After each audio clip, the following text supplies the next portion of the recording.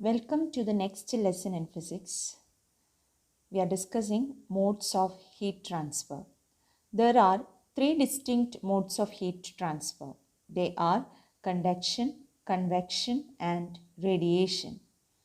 As the figure shows, when we show a metal piece into fire, we feel warmth at the other end of the metal piece. It is due to the process of conduction. And just above the fire, we can feel the hotness. It's due to convective motion of that air. So the process is convection. And at a short distance from the fireplace, we feel the warmth.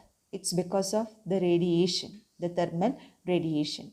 So conduction, convection, and radiation are the three methods of heat transfer. Let's discuss one by one. Conduction, it is the transfer of heat between the adjacent parts of a body because of their temperature difference. That means from one end of the body to the other end, the heat is transferred by transferring heat to the next particle, and so on. And this type of heat transfer mainly take place in solids.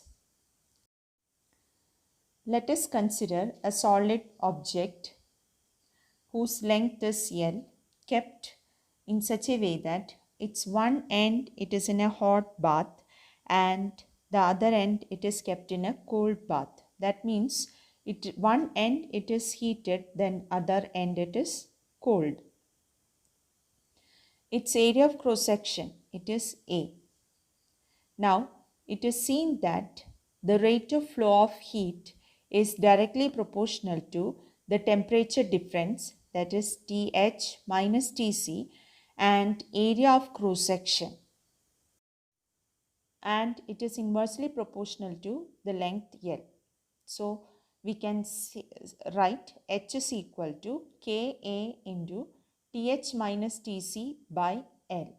Here the proportionality constant K is called as thermal conductivity of the material, or it is also called as coefficient of thermal conductivity. The SI unit of thermal conductivity, it is joule per second per meter per Kelvin. Now this table in textbook shows thermal conductivity values of several materials. We can see that the highest value of thermal conductivity, it is for the material silver. So silver has the highest thermal conductivity. Next comes copper, aluminium, like that it goes. So we can see that metals, they are good conductors of heat, and almost all the metals, they are good conductors of electricity also. Now coming to non-metals, you can see that insulating brick, concrete, etc., they have very small value of thermal conductivity. Glass, all those values, it is very small. Coming to gases, they have the thermal conductivity value which are still smaller. So this table gives the thermal conductivities of certain materials. It is because of the fact that copper is a good conductor of heat. We use copper at the bottom of cooking pots. Copper coated vessels are available. It's because of this fact. And in summer season, in order to avoid or in order to reduce the hotness inside the buildings and all, we use false ceiling. This false ceiling is just used mainly to reduce heat inside. Mainly layer of earth we can use to reduce the hotness, because the layer of earth has very low thermal conductivity than concrete. Therefore, layer of earth reduces the heat transfer and keeps the room cooler. And a brass tumbler feels much colder than a wooden tray on a chilly day. Why it is so? Because brass has greater conductivity than wood. So when we touch a brass tumbler, it absorbs more heat from our body, so we feel much colder than we touch wood. It's because of that higher conductivity of brass. Now all thermal conductors are electrical conductors also. We can say that to an extent it is correct, but there is a violation of this. That means mica is a good conductor of heat, but it is a bad conductor of electricity. Now coming to the next mode of heat transfer, that is convection. Convection, it is the method of heat transfer in which actual motion of matter is taking place. Just like in the case of water, when we heat water or when we boil water, when it is getting heated, you can see that the layers of liquid, they are going when at the bottom of the vessel, when the layer of water is getting heated, it becomes less dense and that layer is going to the top side. Like that, the different layers of water, it is actually moving inside the vessel when it is getting heated. And this is what we mean by method of heat transfer, which is called as convection. We call that motion as convective motion of water. So actual motion of matter from one place to the other place is taking place in this method, and this is possible only in fluids. So example, you can see when water is heated in a vessel. Now wind is another example of convection. That means the movement of air is an example of convective motion. And convection takes place in stars also. And this sea breeze and land breeze also we can explain on the basis of this convection. The third mode of heat transfer, it is radiation, and radiation do not require any material medium. Even in the absence of any medium, radiation can be transferred from one point to the other point. And this heat radiation can propagate through vacuum at a speed of 3 into 10 raised to 8 meter per second. Now, Newton's law of cooling. According to Newton's law of cooling, the rate of loss of heat, that is minus dq by dt, that is what loss of heat. Since it is loss of heat, that is why negative sign is there. That rate of loss of heat is directly proportional to the temperature difference between the body and surroundings. So if the body is more hot, the rate of cooling will be more. If the body is less hot, the rate of cooling will be less. That's what does it mean. So that law is called as Newton's law of cooling, according to which the rate of loss of heat of a body is directly proportional to the temperature difference between the body and the surroundings. So we have minus dq by dt proportional to T2 minus T1, which means minus dq by dt equal to k into T2 minus T1. Here k is the proportionality constant, which is a positive constant, and it depends on the area and nature of the surface of the body. Now if we draw a graph between time and temperature, that curve is called as cooling curve.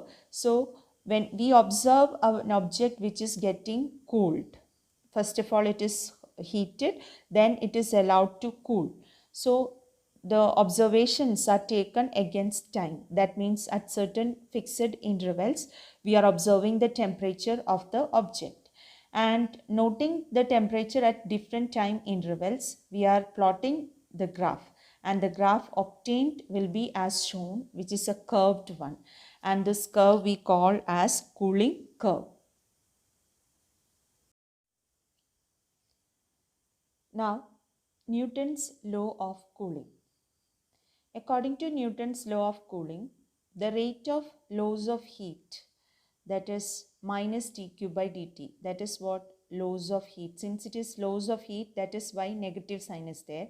That rate of loss of heat is directly proportional to the temperature difference between the body and surroundings. So if the body is more hot, the rate of cooling will be more. If the body is less hot, the rate of cooling will be less. That's what does it mean. So that law is called as Newton's law of cooling, according to which the rate of loss of heat of a body is directly proportional to the temperature difference between the body and the surroundings. So we have minus dq by dt proportional to T2 minus T1, which means minus dq by dt equal to k into T2 minus T1. Here k is the proportionality constant, which is a positive constant, and it depends on the area and nature of the surface of the body. Now, if we draw a graph between time and temperature, that curve is called as cooling curve. So, when we observe an object which is getting cooled, first of all it is heated, then it is allowed to cool. So, the observations are taken against time. That means at certain fixed intervals, we are observing the temperature of the object. And noting the temperature at different time intervals, we are plotting the graph. And the graph obtained will be as shown, which is a curved one. And this curve we call as cooling curve.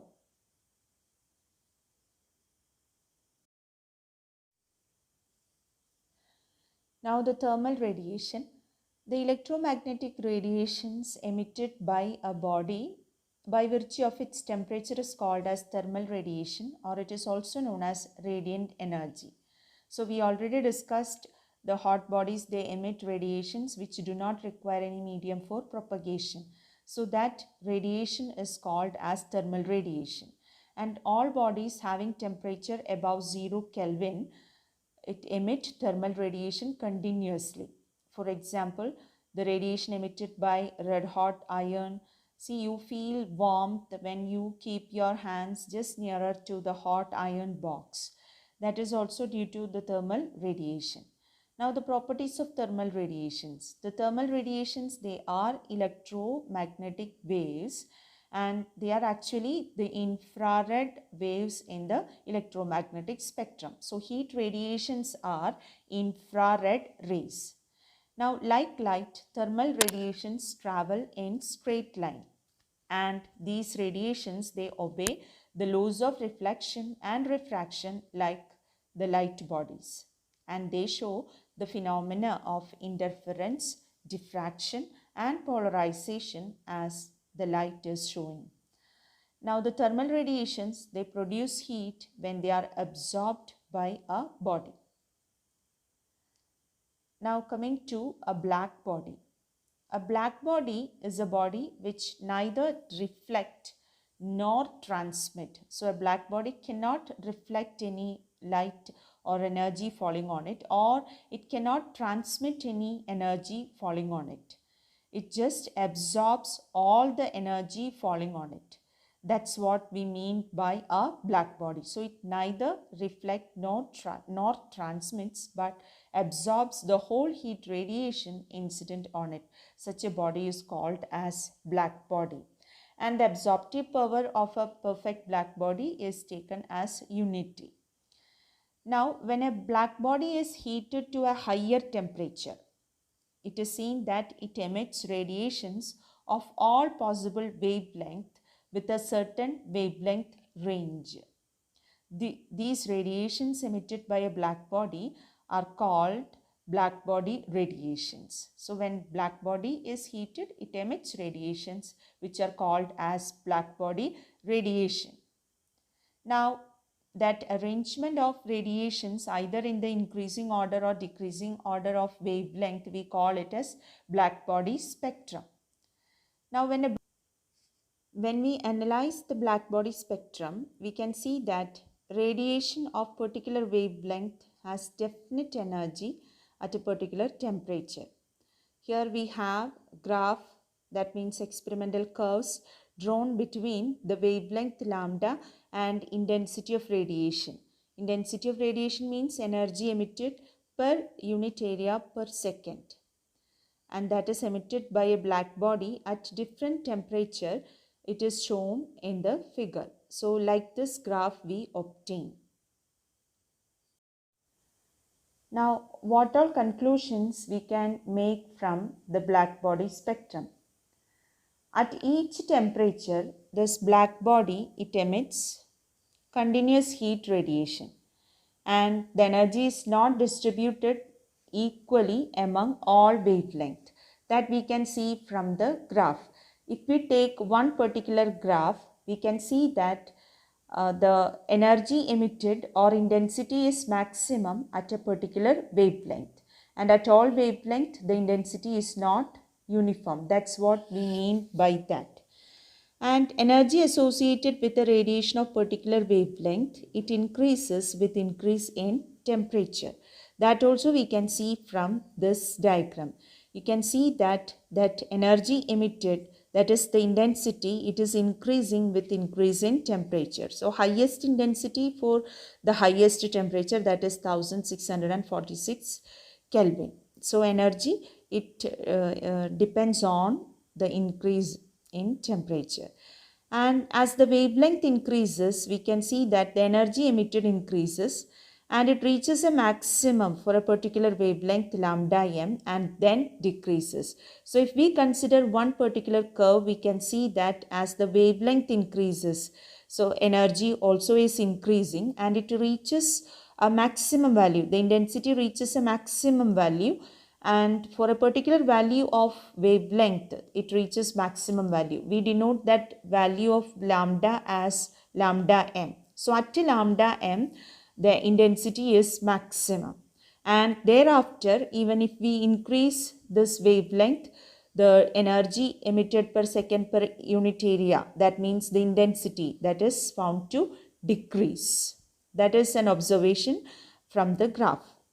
Then the wavelength of maximum emission, it shifts to the lower wavelength side as the temperature of the hot body increases. That also we can see from this graph, because we can see that peak point of each graph, it has got shifted towards left side as the temperature increases. We have already said that as the temperature increases, the intensity, the peak intensity is increasing, but that increased intensity, that value, it is getting shifted towards lower wavelength side. So it is getting shifted towards lower wavelength side. That's what we can see from the graph. So we can say that this lambda m, that means lambda m is the wavelength corresponding to maximum intensity. That lambda m, it is inversely proportional to temperature. Lambda m is inversely proportional to temperature, or lambda m into T equal to a constant. And this particular statement, we call it as Wien's displacement law. So wavelength of maximum emission, it shifts towards lower wavelength side as the temperature of the black body increases, or lambda m into T equal to a constant. That's what we call as Wien's displacement law. Now let's discuss a little bit more on this Wien's displacement law. So total energy radiated by a black body, we said it is not uniformly distributed over all wavelength, but that total energy emitted is maximum for a particular wavelength lambda m. And the value of lambda m, it decreases with increase of temperature. That's what we directly observe from the black body spectrum. So Wien's displacement law, it states that the wavelength corresponding to which energy emitted by a black body is maximum is inversely proportional to the absolute temperature, or lambda m is inversely proportional to T, or lambda m into T equal to a constant, and we write that constant as small letter b. And that b is called as Wien's constant, and the value of Wien's constant is 2.9 into 10 raised to minus 3. We have a very important illustration of this Wien's displacement law. When iron piece is heated in a hot flame, its color first becomes dull red, then it becomes reddish yellow, and finally it is becoming white. This observation, it is in accordance with Wien's displacement law, because with increasing temperature, emission of energy is maximum corresponding to smaller wavelength. You know, among the colors VIBGYOR or violet to red, violet is having lowest wavelength and red is having largest wavelength. So first it is dull red means maximum wavelength it is having. Then it becomes reddish yellow means wavelength is decreasing. Then again when it is getting heated it is becoming white means its wavelength is still decreasing. So that illustration it is in accordance with Wien's displacement law. Now coming to Stefan-Boltzmann law. This law states that the total heat energy emitted by a perfect black body per second per unit area is directly proportional to the fourth power of absolute temperature of its surface. So total heat energy emitted per unit area per second is directly proportional to fourth power of absolute temperature. So E is proportional to T raised to 4 or E is equal to sigma T raised to 4. The proportionality constant sigma we call it as Stefan-Boltzmann constant. And its value is 5.67 into 10 raised to minus 8 joule per second, meter raised to minus 2, Kelvin raised to minus 4. Joules per second is the same as watt. So it can also be written as 5.67 into 10 raised to minus 8 watt, meter raised to minus 2, Kelvin raised to minus 4.